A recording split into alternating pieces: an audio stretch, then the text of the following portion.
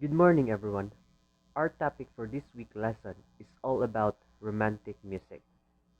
Romantic music started or gained its momentum from the year 1820 to 1900. Romantic music is a time where a composer wanted to increase or express his or her emotion to the one she or he loves. And that's why this era is called Romantic Era. A little background on the Romantic instrumental music is that the Romantic movement started from 1800 to 1900, but it's gained its momentum from the year 1820 to 1900.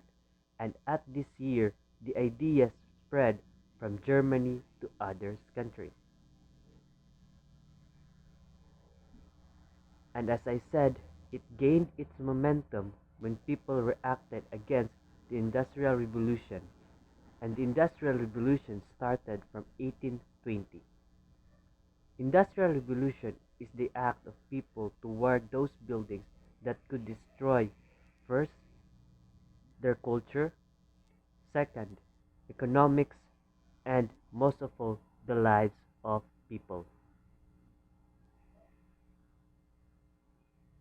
Romantic period revolves on their historical and cultural background as a result of changes in social and political standard of the 18th century. Romantic era music was formed. This music allows a composer to express their emotional well-being to their composed music. Let's go to the media portrayed by the Romantic period. They have two kinds of portraying the Romantic period, which is arts and media. In the form of arts, which is paintings and literature in the media. In media, it's likely to reflect on some themes, just like surrender to nature, mystic, and lastly, supernatural. If you could think of the possibilities, why would the media shows this kind of things? If you relate it to the Industrial Revolution, comment down below what's your answer and what that would reflect your attendance for this video. Next, let's talk about their arts or the art of Romantic period. These are just a glimpse on what would be their art. First is the Death of Sardanapalus by Eugene Delacroix, and The Wanderer Above the Sea of Fog by Caspar David Friedrich. So your activity is to search for the life or background of Eugene Delacroix and Caspar David Friedrich and send it to our Google Classroom.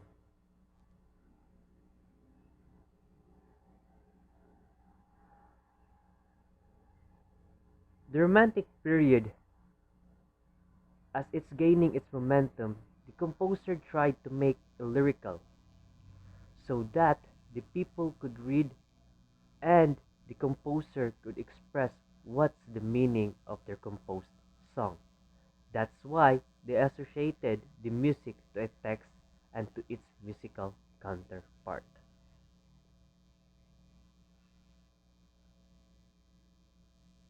So let's proceed to the elements or some elements of the Romantic period.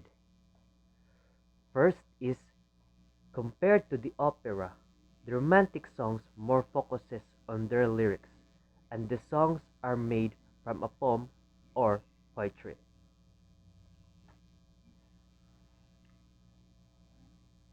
Second, the music is more on accompanied by piano so that it could change the mood of a person while listening on it. Let's run through that. And here, program music is a form instrumental music narrative is intended to express a story or images that depict the theme and scenes in the library text. This is commonly a story based. These are the famous composer at that time.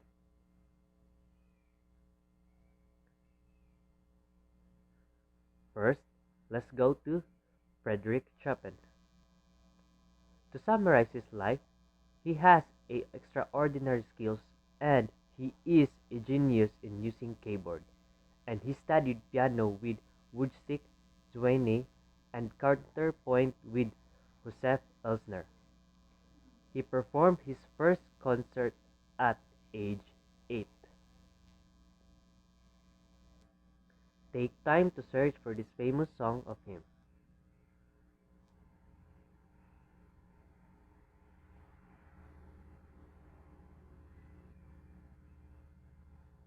Next is Peter Tchaikovsky.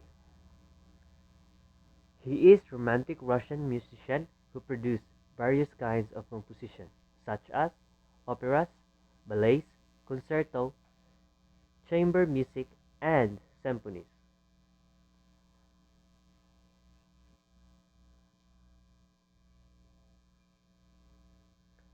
Take time to search for his famous songs.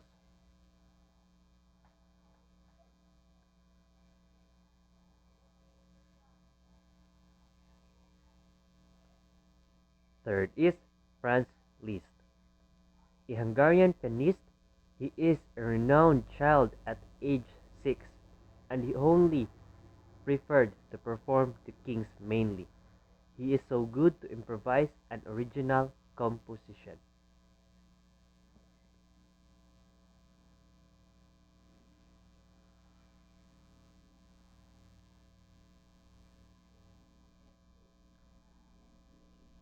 Take time to search for his famous song.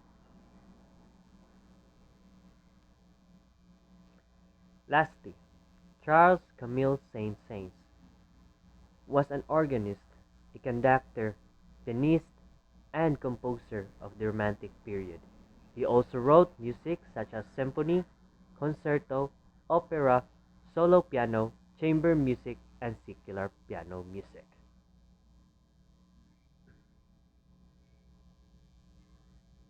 Take time to search for his music.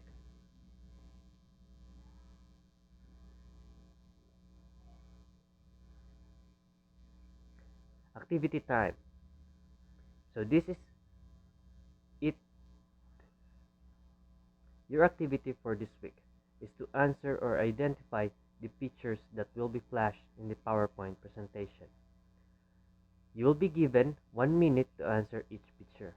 You may use any kind of papers and take a photo of it and then send it to our Google Classroom. So let's start.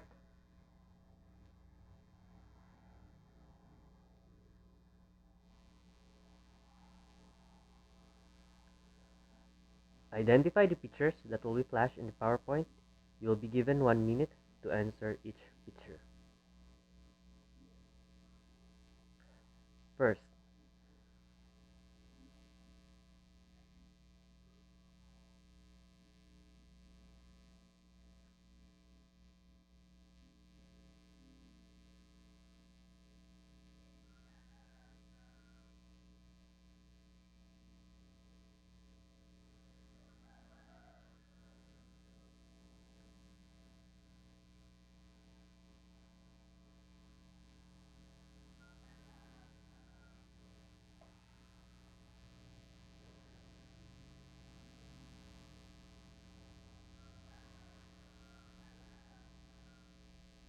next,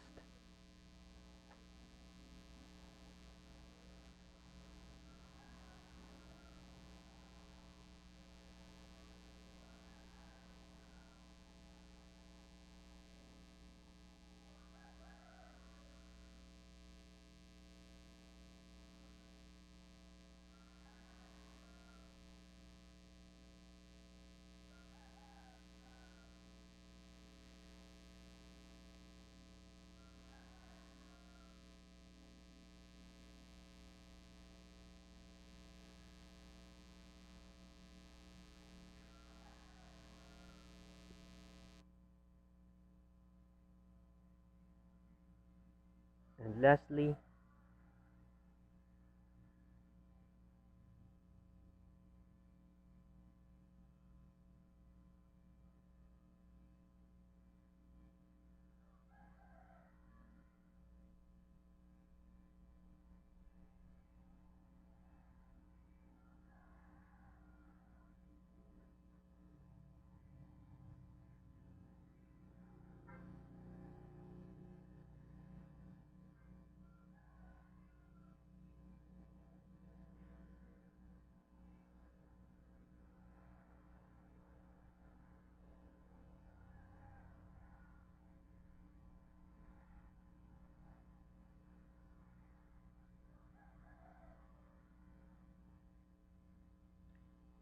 in 3, 2, 1, and that's it for this week lesson.